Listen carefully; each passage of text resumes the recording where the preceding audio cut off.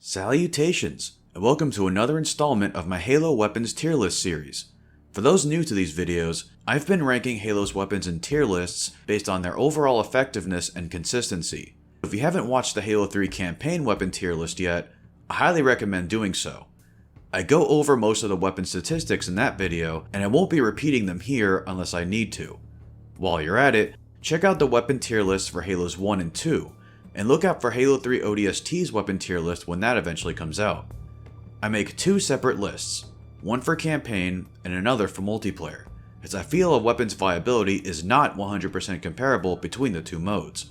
For instance, a weapon might be terrible in multiplayer, but surprisingly effective in campaign, or vice versa. Taking on real people in multiplayer is a vastly different scenario compared to enemy AI in the campaign. Weapon availability is also not the same. While they're in limited supply in the campaign, they respawn in multiplayer. Instead of averaging the campaign and multiplayer performances of a weapon together, I believe separate rankings for both scenarios is more fair. The viability of these weapons will center around standard play, whether it's assault rifle starts or battle rifle starts. This list has 5 tiers in total. The S tier is reserved for weapons I deem centralizing, meta-defining pieces in multiplayer games. The A tier has some great weapons with desirable traits, but are not S tier due to certain flaws holding them back. The B tiers are middle of the road, but are still pretty good options every now and then. The C tiers have one or a few niche uses and don't see a lot of play, but can put in work when used to their strengths. Finally, the D tiers are mediocre at best and typically not worth using. I don't have an F tier, since even the D tiers in Halo 3's multiplayer are not entirely unusable, just sorely outclassed. I have 3 weapons in the unavailable tier. They don't spawn on any standard map variant, and are strictly custom game options. Once I'm finished ranking the other weapons, I'll place these ones in hypothetical positions on the tier list. One more thing before we get to tiering. The gameplay will not only be from MCC's Halo 3, but Xbox 360's as well. Back in 2022, the master server for 360 Halo 3 was sunset, killing matchmaking. Shortly after, Crafty Cody created Sunrise, a revival project meant to restore Halo 3's matchmaking and file share systems. Here's how it works. A player with a modded Xbox 360 installs the Sunrise plugin, enabling them to host matchmaking lobbies. From there, other non-modded players, even those on Xbox One or Xbox Series consoles, can join the Sunrise host. The original version of Halo 3 still has a thriving community thanks to Sunrise. In the original Halo 3 Discord server, there's weekly game nights every Wednesday at 8 PM Eastern Standard Time, and outside those game nights, there's plenty of people using the Looking for Group channels to find and play matches. While this video will primarily focus on MCC thanks to a few weapons not appearing on the 360 version, the overall weapon balance between the two versions is mostly identical with a couple of exceptions. I'm including 360 footage to promote Sunrise, and I encourage Halo 3 fans to give it a shot. With all that said, let's begin tiering. From here on with my multiplayer lists, I won't be ranking from worst to best anymore, since many have said it made the rankings predictable after a while. Instead, I won't be going in any particular order, but I'll start with the most centralizing weapon that will be compared to a lot here, the battle rifle. It's the most consistent weapon by a country mile, but unlike Halo 2's battle rifle, I don't think it's so above curve that it needs to be S+. A lot of factors rein in this weapon's power level. Its wider spread adds randomness to gunfights. Its projectiles are much slower than Halo 2's BR, requiring shot leading even at mid-range. With the BXR and double shot being removed from its toolkit, the battle rifle has less killing options than it did in Halo 2.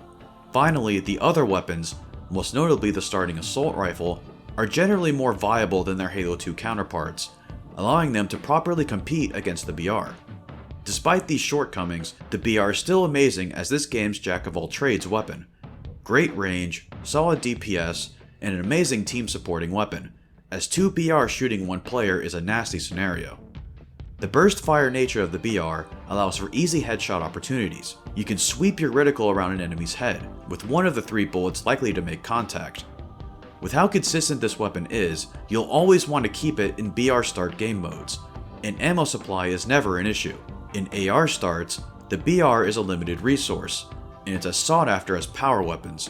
The battle rifle is our first S tier, and the number 1 weapon in the game.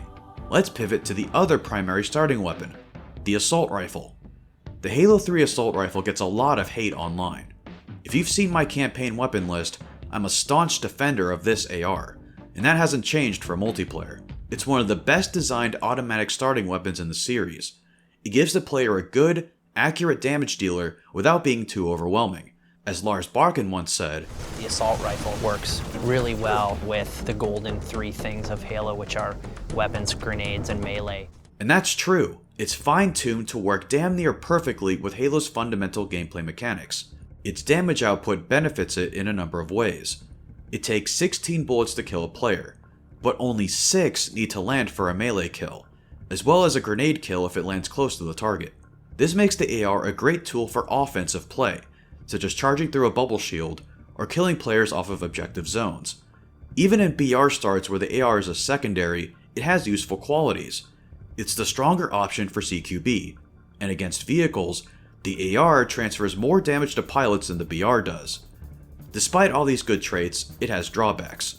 It has a bad matchup versus precision weapons from medium to long range. While it can suppress BR users with burst fire from that far, the latter will likely win the 1v1. I was praising the AR in a BR start environment, but generally, the BR is used a lot more, and the AR is first to go when a player finds stronger options. The AR is the quintessential B tier, outdone by power and precision weapons, but the utility it gives you off spawn is appreciated. The same cannot be said for the Magnum. Like other precision weapons, the Magnum can kill unshielded players with headshots, with 5 shots needed to kill a fully shielded player. It can be dual wielded, pairing well with plasma weapons that quickly strip shields. Historically, having a precision weapon as a starter was a good thing, but the Magnum is anything but. While its high damage model makes it look strong, it's held back by a low fire rate. Its wide spread also makes it inconsistent in mid-range fights, and up close, the assault rifle has the advantage. Me personally, in AR starts where the Magnum is a secondary starting weapon, the Magnum is what I drop first, not only for power weapons, but standards like the BR, Carbine, etc. The Magnum has 0 usage in BR starts. There's no reason to pick it up when you already have a weapon that gets headshot kills way easier. I think it's the most redundant weapon in the game, and it's our first D tier weapon. Despite this, I don't think it's entirely useless. Skilled players can do well with it, and unlike Halo 2's Magnum, it doesn't have to be dual wielded to get a kill. Still, this doesn't escape the Magnum from being the bottom of the barrel here. Next is a former starting weapon, the SMG. It received a damage buff from Halo 2 to Halo 3, and with players using the same shield and health values from Halo 2, that can only be a good thing for this weapon. It has some advantages over the assault rifle. Its projectiles are significantly faster, letting it more accurately hit other players from far away, especially when burst firing. It can be dual wielded too, with the SMG and plasma rifle combo being deadlier than ever.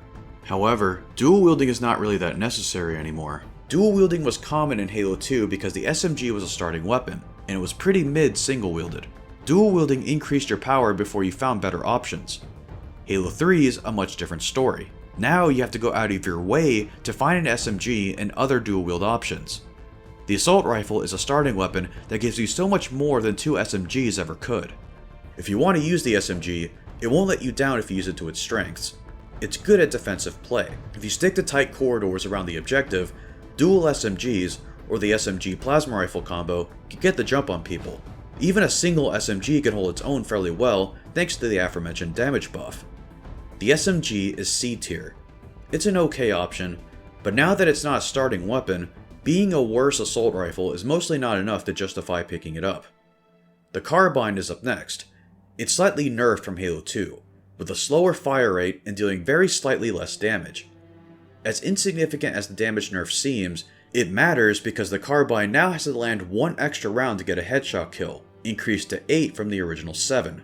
The Carbine's role in AR starts is identical to its place in Halo 2's SMG starts, being a precision weapon pickup in a match without BR starts.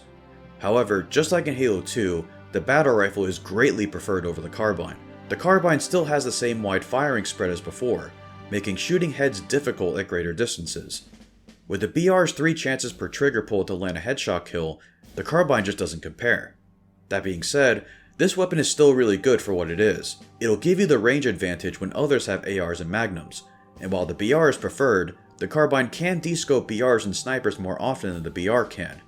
The Carbine is B tier. Highly outclassed by the battle rifle as a precision weapon, but for what it is, it's still a solid option, especially in AR starts. Halo 3's plasma pistol got considerably nerfed after Halo 2. The tracking on its charged projectile weakened a great deal. It's no longer the brainless noob combo enabler it once was.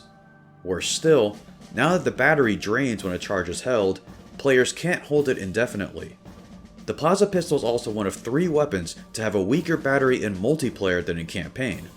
The standard fire offers 250 bolts compared to campaign's 500. Why did they do that? While the overcharge mode shoots 7 bolts compared to campaign's 10, assuming you immediately shoot after charging. All of these nerfs mean proper positioning and timing have to be factored in to make the most of this weapon. This doesn't mean the plasma pistol is suddenly bad now. It's still excellent. Melee attacks after an overcharge are instant kills, making the plasma pistol a great defensive option. The overcharge is especially great versus players inside a regen field. Players can still dual wield with it, and it's a great partner for the SMG and Magnum. However, there's little reason to do this instead of a battle rifle combo. The vehicle EMP ability adds more utility to this weapon, and will be a staple feature for the rest of the series. Except that one time it had brain fog in Halo Infinite. It faces competition from the power drain due to its wide area of effect, but the power drain is single use, while the plasma pistol has multiple overcharges per battery. Since a player can shoot consecutive overcharges, the plasma pistol can stun lock a vehicle in place.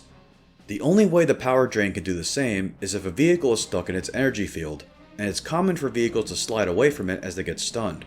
The plasma pistol is top of B tier. It offers great utility in both small-scale and large-scale matches, but inconsistent target tracking holds it back. The plasma pistol's neighbor, the plasma rifle, is fundamentally unchanged from Halo 2, but I'd say it got better in Halo 3.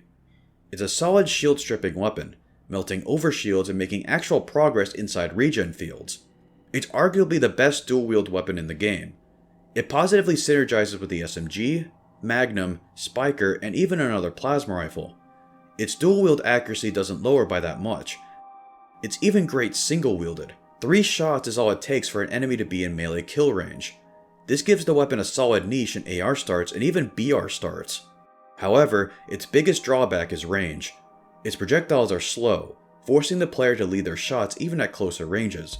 You can land shots against unsuspecting players at mid-range, but at that point, unless they have overshield, it's better to use the BR or even the AR instead. The plasma rifle is B tier. Its ability to cut through players in regen fields, strip overshields, and be a close-range brawler make it unique in the sandbox, but it's severely beaten at ranged combat. A single spiker is one of the worst weapons in the game. A slow rate of fire gun shooting slow projectiles makes it worse than the assault rifle and even the SMG in almost every way. The fact you have to lead shots even at close range is laughable. While the plasma rifle has this too, it's excused for its high damage versus shields. It takes 5 spiker shots for a player to be in melee kill range, and while that sounds tempting, the assault rifle's 6-shot requirement is achieved faster and easier thanks to its higher rate of fire, accuracy, and projectile velocity. It gets better when dual wielding 2 of them, as 2 spikers have surprisingly good DPS as long as shots land. However, even 2 spikers don't offer anything that the starting assault rifle doesn't already. The spiker's going to D tier. It's simply outclassed in every aspect. As I said in the campaign tier list, Halo 3 is the first stage of the Needler Renaissance. It's a viable weapon in multiplayer now, but I wouldn't say it 100% hit its stride just yet. Despite the projectile velocity buff after Halo 2, it's still easy to dodge incoming needles via strafing or utilizing cover. If an enemy is aware of your presence, you'll struggle, but if they're not, they're doomed. The Needler is a flanker's dream, catching players off guard with super combines strong enough to kill overshielded players. It's best used at medium range, which gives the needles enough time to adjust their tracking. Shot leading is also required at closer ranges, despite the tracking ability. Having the fastest reload in the game alleviates some of the inconsistency, making you wait less time in between super combine attempts. The Needler is C tier. It has phenomenal killing potential and is a great flanking option, but specific conditions must be met to get kills. The shotgun is up next, and after its lackluster performance in Halo 2, it's significantly better in Halo 3. Hit registration for Halo 3's shotgun isn't a crapshoot unlike Halo 2's. It's one of the best defensive weapons in the game, warding off enemies from around corners, objectives, and bubble shields alike, while being strong enough to cut through regen fields. The shotgun has its downsides, however. The effective range is point blank. Shooting anyone outside it won't kill them, with the damage drop-off being severe. As another shotgun, I'll talk about the Mauler at the same time. It's a little brother to the UNSC version, doing the exact same thing the shotgun does but at 50% strength. This does not make the Mauler worthless though. While it can't one-shot enemies, its rate of fire is slightly faster, the range is a bit further, and the shoot and melee combo is still deadly. The Mauler's magazine gives it a faster reload speed than the shotgun. The Mauler can also dual wield. Dual Maulers firing at the same time is enough to kill at point blank range.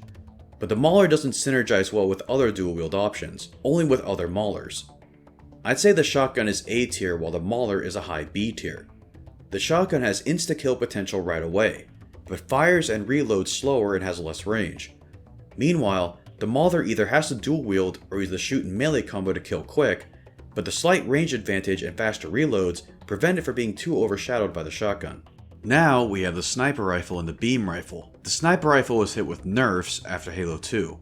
The rate of fire is way slower, there's no more spare magazines to pick up, and while the removal of YY reload cancelling is a global change, it's especially felt on the sniper rifle. Halo 2's sniper was nuts for how short the time was between reloads thanks to YY. None of that applies to Halo 3's sniper. Despite the nerfs, it's still a dominant power weapon. Whether it's on standard maps or BTB, the sniper rifle holds dominion over ranged combat, insta-killing players with headshots. Even a body shot provides great team support, immediately making an enemy at one-shot range for a teammate to clean up. The beam rifle, on the other hand, is mostly unchanged from Halo 2. Its fire rate is slightly slower than Halo 2's beam rifle, but still fast enough to kill with body shots much quicker than the sniper rifle can. Its battery has half the capacity in multiplayer, only offering 10 shots compared to campaign's 20. This gives it 2 less shots than a sniper rifle with default starting ammo, and the latter can get more ammo from other sniper rifles. This makes every beam rifle shot precious. In my opinion, the sniper rifle is S tier, while the beam rifle is A tier. I personally find the beam rifle harder to use, and prefer the sniper rifle. Regardless, controlling both of them are required for you and your team to succeed, regardless of game mode. Halo 3's Brute Shot is very different from Halo 2's, and I'd say the changes are for the better. It holds 2 more grenades in each belt, the fire rate was increased, and the projectiles are direct impact, greatly improving consistency. It takes 4 direct grenades to kill a player, and while that sounds like too many for a 6-round belt, only 2 are needed to break shields, inviting teammates to finish the enemy off.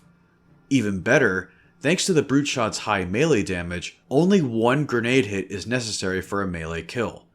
The Brute Shot is also good at flipping light vehicles around, such as the Warthog and Mongoose. This makes it a decent alternative to the higher tier power weapons if they're not available. The concussive force of each grenade is great for pushing enemies away from you. The biggest downside is its slow projectiles. It can't engage targets outside of close range all that well, and even up close, you'll have to lead shots. The ideal strategy is to have verticality over your opponent, allowing the area of effect to do the heavy lifting. The Brute Shot is a solid close quarters option in Vehicle Disruptor, and is our next A tier. The Energy Sword is probably the most nerfed returning weapon from Halo 2. The battery is no longer infinite, offering 10 kills before depletion. Its swings are noticeably slower, both for lunge attacks and even regular melees.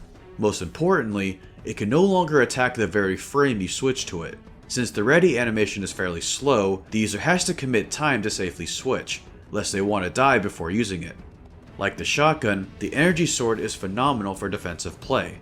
Inside a bubble shield, the sword user reigns supreme, even against shotgun users. The lunge will target enemies outside it, and the sword user can lunge through the shield and get kills. The Energy Sword is A tier. That may surprise some people expecting an S ranking, but the post-Halo 2 nerfs really hurt it, especially the ready uptime and attack speed. Regardless, it's a force to be reckoned with, and always a must-get on maps it's featured in. Next is the Gravity Hammer. Like the sword, it's a melee weapon with lunge attack, but the range is not as far as the swords. It has a weaker battery in multiplayer, offering 12 full power swings compared to campaign's 20. This technically gives it an edge over the sword, killing 2 more players. However, Every swing with the hammer drains battery, including misses, unlike the sword, where only kills do so. The concussive shockwaves from each attack are what make the hammer unique. One of my favorite things to do is fling a warthog off of Rat's Nest. My issue with the hammer stems from its slow ready-up time. It's the same speed as the energy swords, but the shorter lunge makes it harder to close the distance. While it can flip vehicles around, you'll have to catch them by surprise, since the warthog can simply back up as a hammer user approaches. The hammer is B tier. It's devastatingly powerful, but it requires the element of surprise to use effectively. The machine gun turret is our first support weapon, and I think it's an underrated defensive option. Its high damage output makes Swiss cheese out of enemies, and the third-person camera allows the user to anticipate which direction the enemy is looking. The turret is good at locking down hallways and tight corridors in general. However, movement speed is down by 20% when using the turret, making it harder to avoid bullets and grenades. Many people mentioned in my campaign video that you can move faster by walking diagonally, but the reason I didn't bring that up is that it only helps with traversal, not active combat. Just moving diagonally makes you predictable for both campaign and multiplayer enemies. The wide firing spread also makes it tough to fight faraway enemies. The turret is C tier. It's strong, but the movement speed penalty and low accuracy force it into defensive playstyles, with standard weapons outclassing it for offense. Halo 3's rocket launcher is worse than Halo 2's in every way. Its rockets are slower, weaker with a small blast radius, and no longer track enemy vehicles. That being said, it's still the rocket launcher. It's extremely powerful despite being the worst rocket launcher in the series, insta-killing anyone in the effective blast radius. On maps that have rockets, its spawn is the most highly contested area of the map. While it can't lock onto vehicles anymore, rockets decimate light and heavy vehicles alike. It seems like I've been hating on the rocket launcher, but it's an S tier meta threat. You see rockets, you pick up rockets. The Flamethrower is better in multiplayer than in campaign. As a support weapon, it reduces movement speed, and it's CQB only. It only spawns on Construct, and on there, you camp the lift rooms and melt anyone that goes there. Similar to the firebomb grenade, the Flamethrower insta-kills any player it torches. This could be a problem in teams, as team killing is easy if you're not careful. The enemy will eventually catch on to the one viable Flamethrower strat, and chuck grenades to you before moving in. Because of how lethal the Flamethrower can be on Construct, I place it at the bottom of C tier. Your slow movement on a short-range weapon forces camping, but the large killing potential helps. I'm just gonna say it, I hate the Spartan Laser. This stupid, butt-munching, fart-knocking nincompoop can freeze to death in the deepest pits of the ninth circle of hell. The Spartan Laser is the weapon to fight for in BTB. The team that gets it has total vehicle control. A well-placed shot destroys anything in the game. The charge-up sequence's laser pointer should alert enemies that they're being targeted, but you can just aim in a different direction, then on target at the last second.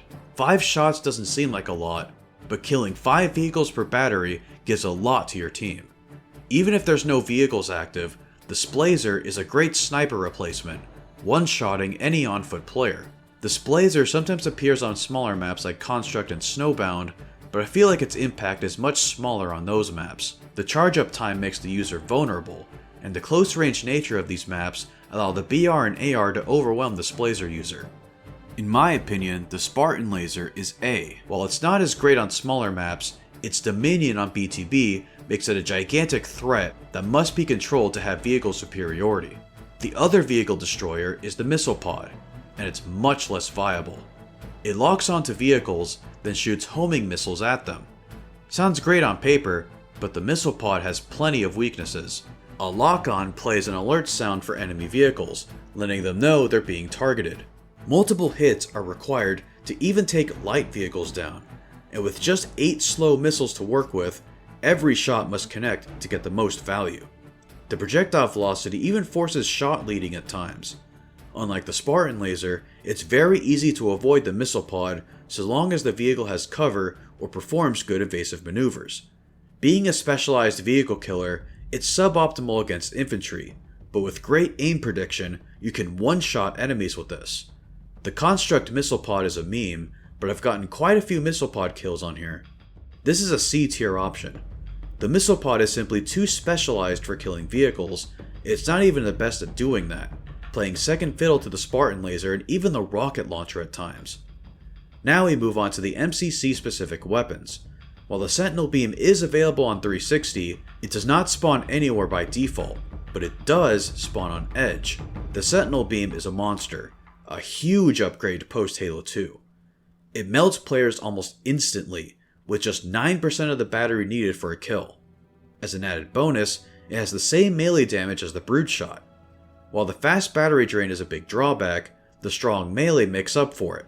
Just 2% of the battery reaches the melee kill threshold. The Sentinel Beam will struggle at range, however. The red reticle distance is short, making target acquisition hard against mid to long range enemies. I think the Sentinel Beam is amazing and deserves A tier. I wish this was on more maps. It'd make for an awesome and unique power weapon. The Brute Plasma Rifle is next. Besides its faster rate of fire, it's nearly identical to the regular variant. It deals the same damage per shot, and projectiles travel at the same velocity. It does what the Plasma Rifle can, but way faster and more risky due to overheating sooner. Not much else to say what I haven't already for the regular Plasma Rifle, so I'll place the Brute version in B tier right behind the blue variant. The fast overheat of the Brute Plasma Rifle makes me like the standard version more. One minuscule difference I discovered is the Brute Plasma Rifle's projectiles have less range than the standard bolts, disappearing at 30 world units compared to the original's 40. The suppressed SMG deals the same damage as the regular SMG at 5 points per bullet, but there's plenty of other differences. It has a 2x zoom, holds 48 rounds per magazine, its initial spread is much lower, but its max spread is way higher, it has stronger recoil that begins sooner, it can't dual wield, and fires softer sounding rounds. This weapon reminds me of the Needler, a flanking tool to catch enemies off guard, because it struggles in direct fights due to its low DPS and max spread. The suppressed SMG has to fire in bursts to maintain accuracy, otherwise its max firing spread almost reaches the CE assault rifle's level, with aggressive recoil on top of that. Team AR starts is definitely this weapon's best environment. It's great for team support, getting accurate damage on target for teammates to clean up. This weapon is good at de-scoping snipers thanks to its full auto nature. I don't find this weapon as impactful on BR starts or free-for-all. It's overwhelmed in both modes. Even in Recon Slayer, a mode that turns this into a starting weapon, it's outshined by the suppressed Magnum, which I'll be talking about soon. Overall, the suppressed SMG is a side grade of the assault rifle, and sits at the top of C tier. That's all of the weapons that spawn in matchmaking, but what about the last three that don't? I use these in the custom games browser, and will give these weapons hypothetical rankings. Starting with the suppressed Magnum, this thing is cracked. Its gameplay loop is modeled after Halo 5's Magnum. It deals 16 damage per shot, resulting in a 5-shot kill to the head. It uses 12 round magazines, holding 60 spare rounds. Its fire recovery time is 0.28 seconds. It has 0 spread, and its projectile velocity is 180 world units per second, the same as the BR's. The DPS is insane, capable of outmatching BR users, and with perfect accuracy, the Magnum never has to worry about random spread. This was the other starting weapon in Recon Slayer, and there, it rules with an iron fist. If Recon Slayer had more of a presence in MCC, I'd place this in S tier next to the BR. This thing is stupid good. The Fuel Rod Cannon is basically an upgraded Brood Shot. It kills a player in 2 shots, and this is the first game where fuel rods bounce on hard surfaces before they arm. This can make it difficult to attack players up close, since no splash damage is created when it bounces. I didn't get to use this much, but I found it to be just okay for a power weapon. I'll place it in A. Our final weapon is the Plasma Turret, and I'll be honest, I haven't seen it once, but if I had to guess where it belongs... Know your fucking place, trash! And that's gonna be it for our Halo 3 multiplayer weapons tier list. Let me know if you agree or disagree with my placements. Halo 3 is arguably the most popular multiplayer Halo of all time, so I know there will be a ton of varying opinions. Our next weapon tier list will be for Halo 3 ODST.